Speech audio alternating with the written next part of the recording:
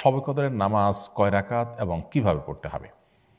দেখুন, লাইলাতুল কদর যেটাকে আমরা শবে কদর বলছি, এই কদরের নামাজ আমরা ২ রাকাত ২ রাকাত করে পড়ব। অর্থাৎ কদর রাতে আমরা যে ইবাদতবন্দি করব এর ভিতরে প্রধান ইবাদত তো নামাজ।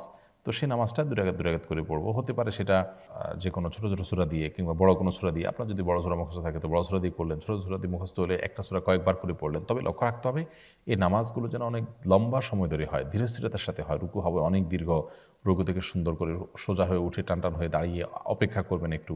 এরপর আস্তে আস্তে আপনি সেজদা যাবেন। সেজদায় যত বেশি সময় ব্যয় করতে পারেন তত ভালো। অর্থাৎ নামাজের কোয়ালিটিটাকে সুন্দর করার চেষ্টা করা দরকার, কোয়ান্টিটি এটার চাইতে। আমরা অনেকে এই জাতীয় সময়গুলোতে লাইলাতুল কদরে বা এই জাতীয় শবে বরাতে দেখা যায় যে আমরা হিউজ পরিমাণ নামাজ পড়ি, অথচ হুলস্থুল করে তাড়াহুড়ো করে। তো এটার কোনো গুরুত্ব নেই, বরং গুরুত্ব হলো সুন্দরভাবে সালাত আদায় করা। সো লাইলাতুল কদরের নামাজের নিয়ম হলো ২ রাকাত ২ রাকাত করে পড়বেন। সলাতুল লাইলি ওয়ান নাহারি মাসনা মাসনা, নবী সাল্লাল্লাহু আলাইহি ওয়াসাল্লাম বলেছেন রাত এবং দিনের নামাজ ২ রাকাত ২ রাকাত করে পড়বেন। এই ২ রাকাত নামাজ যত সময় নিয়ে পড়তে পারেন ততই ভালো। ৪ রাকাত পড়তে পারেন, ৬ রাকাত পড়তে পারেন, ৮ রাকাত পড়তে পারেন। যত রাকাত সংখ্যক আপনি পড়বেন, কিন্তু কোয়ালিটি যেন সে ঠিক থাকে, আস্তে আস্তে যেন পড়েন, সেটাই খেয়াল রাখবেন। এ হলো লাইলাতুল কদর নামাজের নিয়ম। এখানে বিশেষ কোনো সূরা ঠিক করা নেই যে প্রথম রাকাতে অমুক সূরা এতবার, দ্বিতীয় রাকাতে অমুক সূরা ততবার। যে কোনো সূরা আপনি সূরা ফাতিহার পর মিলাতে পারবেন। অন্য ১০টা নামাজের মতোই এখানে সব কিছুই ওপেন। সো লাইলাতুল কদরে আমরা বেশি বেশি নামাজ পড়ব এবং নামাজের রাকাত সংখ্যা ফিক্স নেই যে এত রাকাতই পড়তে হবে। আপনার যতটুকু তৌফিকুল আসবে ততটুকু পড়বেন। তবে ২ রাকাত ২ রাকাত করে যে পড়বো আমরা, সেখানে বিশেষ কোনো পদ্ধতি, সূরা ইত্যাদি ফিক্সড নেই। সাধারণ নিয়ম আমরা পড়বো ইনশাআল্লাহ তাআলা। অতএব শবে কদরের নামাজের নিয়মটা আমরা জানলাম এবং কত রাকাত পড়বো। রাকাত সংখ্যাও ফিক্স নেই যে এত রাকাত পড়তে হবে, এর বেশি পড়া যাবে না বা এর কম পড়া যাবে না, এরকম কোনো কিছু নেই। ফারজানা হোসেন চৌধুরী আপনি লিখেছেন, পিরিয়ড অবস্থায় মহিলারা শবে কদরে কি কোন ইবাদত শবে কদরে কি কোনো ইবাদত করতে পারবে? পারলে কিভাবে করবে এবং কি কি আমল করবে? পিরিয়ড অবস্থায় মা বোনরা শবে কদরে ইবাদত অবশ্যই করতে পারবেন। তাদের জন্য যেহেতু নামাজ নিষিদ্ধ, রোজা নিষিদ্ধ, এছাড়া কোরআনে কারিমের তেলাওয়াত স্পর্শ নিষিদ্ধ, এছাড়া বাকি যত ইবাদত আছে সেগুলো তারা করতে পারবেন। সেটা হতে পারে জিকির আজকার, সেটা হতে পারে দোয়া দুরূদ, সেটা হতে পারে আপনার আল্লাহ তাআলার কাছে কায়মের বাক্যে দোয়া করা, প্রার্থনা করা, ইসলামী বই পুস্তক পড়া, সৎ কাজের আদেশ দেওয়া, অসৎ কাজের বাধা প্রদান করা, এরকম আরও যত রকমের ভালো কাজ হতে পারে, দান সাদাকা করা, সেই কাজগুলো তারা করতে পারবেন। কোরআন কারিমের তেলাওয়াত শ্রবণ করা, শোনা, দ্বীনি কোনো কথাবার্তা শোনা, আল্লাহ তাআলার কাছে বিশেষ করে সবচেয়ে বড় গুরুত্বপূর্ণ বিষয় হলো দোয়া করা। শবে কদরে যে দোয়া আছে, আল্লাহুম্মা ইন্নাকা আফুউন তুহিব্বুল আফওয়া ফাআফু আন্নী, এছাড়া আরও যত দোয়া আছে লাইলাতুল কদরে, এগুলো কিন্তু আল্লাহ তাআলার কাছে নিবেদন করতে পারেন। তাসবিহ তাহলিল করতে পারেন, সুবহানাল্লাহ, আলহামদুলিল্লাহ, সুবহানাল্লাহ ওয়া বিহামদিহি, সুবহানাল্লাহিল আযীম, আল্লাহু আকবার, যত রকমের তাসবিহ আছে এই সবগুলো পিরিয়ড অবস্থায় শবে কদরে মা বোনরা নিবেদন করতে পারেন। তাতে শবে কদরের যে ফজিলত এবং মর্যাদা, মাহাত্ম্য, সেটা তারাও লাভ করার সুযোগ থাকছে তাদের জন্য। আব্দুল আহাদ আপনি লিখেছেন, বিতরের সালাত জামাতে পড়বো নাকি তাহাজ্জুদের সালাতের সাথে পড়বো, কোনটা উত্তম? রমজান মাসে বিতরের সালাত জামাতের সাথে পড়াই উত্তম। বিতরের সালাত জামাতের সাথে পড়ে ফেললে ভোর রাতে আপনি চাইলে আবার তাহাজ্জুদও পড়তে পারবেন না তা না। তবে সাধারণ অবস্থাতেই নবী সাল্লাল্লাহু আলাইহি ওয়াসাল্লামের নির্দেশনা হলো যে আলু আখিরা সালাতিকুম বিল্লাইল, ভিতরে তোমাদের রাতের শেষ নামাজ যেন ভিতির হয়। তো এই রাতের শেষ নামাজটা যেন ভিতর হয়, এটা সাধারণ বিধায় সবসময় এটা চেষ্টা করা উচিত। কিন্তু রমজান মাসে যেহেতু সুন্নাহ হলো, সাহাবা ইকরাম এবং খোলাফায়ে রাশিদিনের সুন্নাহ হলো তারাবির সাথে ভিতির পড়া, অতএব আমরা সেটাই করব। এরপরে ভোর রাতে কেউ তাহাজ্জুদ পড়তে চাইলে সেটাও পড়া যাবে, সেটা অপশনের কারণে।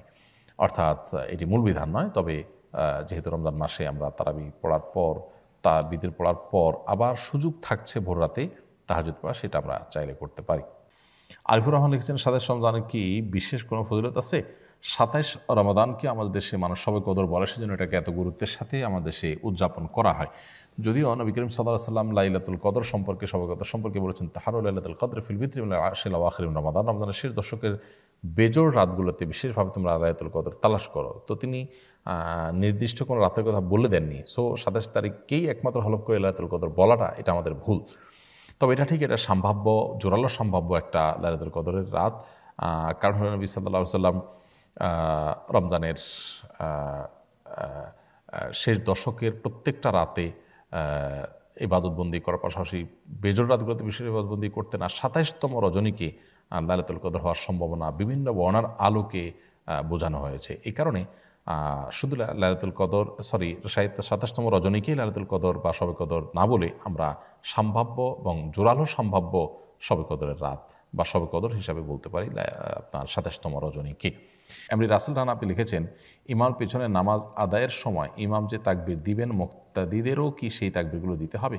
ইমামের পেছনে সালাত আদায় করার সময় ইমামের পাশাপাশি আপনিও তাকবির দিবেন, এটা সাধারণ উঠা বসা তাকবিরগুলো, এটা সুন্নাহ, যদিও প্রথমটা একেবারে ফরজ। অতএব ইমামের পিছনে আপনাকে তাকবির দিতে হবে। আমিনা পাটোয়ারি আপনি লিখেছেন, অনেক সময় ফজর আজানের আগেই নামাজ পড়ে ফেলি ঘুমের জন্য, এতে কি নামাজ হবে?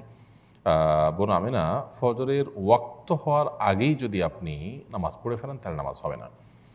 আজান যদি ওয়াক্ত হওয়ার পরে মুয়াজ্জিন সাহেবরা দেয়, আপনি শিওর হলেন যে হ্যাঁ এতটা এত মিনিটে ওয়াক্ত হয়, আপনি তারপরে নামাজ পড়লেন, তাহলে নামাজ হয়ে যাবে। আর যদি যেই টাইমে নামাজ হওয়ার কথা ঠিক তার আগে নামাজ পড়েন, তাহলে সেক্ষেত্রে সেই নামাজ আপনাকে পুনরায় পড়তে হবে। কারণ আল্লাহ সুবহানাহু ওয়া তাআলা কোরআনে কারিমে বলেছেন, ইন্না সলাতা কানাত আলাল মুমিনিনা কিতাবাম মাওকুতা, নিশ্চয়ই সালাত ইমানদারদের জন্য নির্দিষ্ট সময়ে পড়াটাকে অপরিহার্য করা হয়েছে। সো সেই কাজটি আমাদের করতে হবে। এমডি এমন হোসাইন আপনি লিখেছেন, কিভাবে আল্লাহর পথে ফিরে আসতে পারি এবং আল্লাহর পথে নিজেকে ধরে রাখতে পারি? দেখুন, আল্লাহর দিকে ফিরে আসার জন্য দরকার হলো ঐকান্তিক প্রচেষ্টা, সিরিয়াসনেস, দিলের গভীর থেকে মানুষের সদিচ্ছা।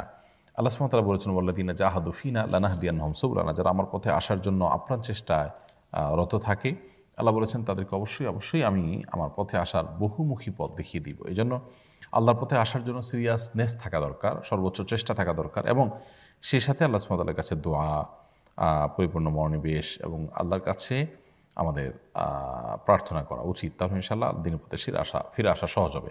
সেই সাথে দিনের পথে টিকে থাকার জন্য আমাদের প্রয়োজন হলো দিনদার মানুষদের একটা ভালো সার্কেল, একটা ভালো পরিবেশ, একটা ভালো বন্ডিং এবং সোসাইটি।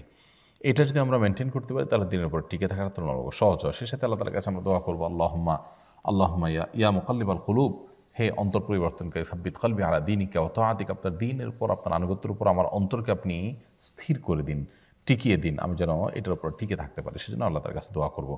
কোরআনের একটা আয়াত আছে, আমরা সেটা দোয়া করতে পারি, রব্বানা লা তুজিগ কুলুবানা বা'দা ইয হাদাইতানা ওয়া হাব লানা মিন লাদুনকা রাহমা ইন্নাকা আনতাল ওয়াহ্হাব। এই দোয়াগুলো আল্লাহ সুবহানাহু ওয়া তাআলার কাছে আমরা নিবেদন করতে থাকবো ইনশাআল্লাহ, দিনের উপর টিকে থাকার প্রয়োজনে। আল্লাহ আমাদেরকে তৌফিক দান করুন। এরপরে প্রশ্ন হলো, রমজানের শেষ দশকের গুরুত্বপূর্ণ দিনগুলো অতিবাহিত হচ্ছে, এই দিনগুলোতে আমাদের কী করা উচিত? রমজানের শেষ দশকের ৫টি দিন অতিবাহিত হচ্ছে, আর সামান্য কয়েকটা দিন বাকি আছে। প্রিয় নবী সাল্লাল্লাহু আলাইহি ওয়াসাল্লাম রমজানের শেষের দিকে সেই ইবাদত বন্দেগীর পরিমাণ আরও বাড়িয়ে দিতেন।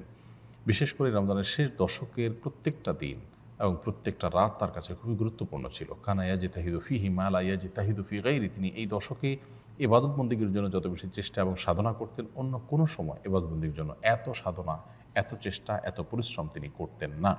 এই জন্য একজন ইমানদার হিসাবে রমজানের শেষ দশকের অবশিষ্ট দিনগুলোতে আমাদের ইবাদত বন্দেগীতে অনেক বেশি নিমগ্ন থাকা উচিত।